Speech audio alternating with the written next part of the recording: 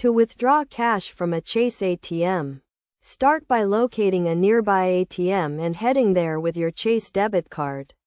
Ensure you are not being followed. Then insert your card into the slot.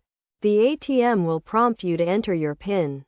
Use the numeric keypad to do so, covering the pad with your hand to prevent strangers from seeing your entry.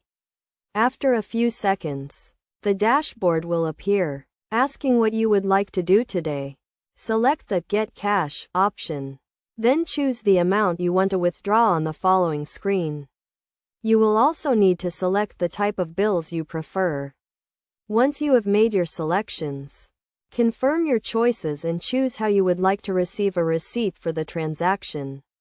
The ATM will then prepare your cash, and you may be presented with an offer to apply for a credit card, which you can decline. After a few seconds, you can remove your debit card, and your cash will be available in the slot below the ATM. Remove your cash, and the transaction will be complete.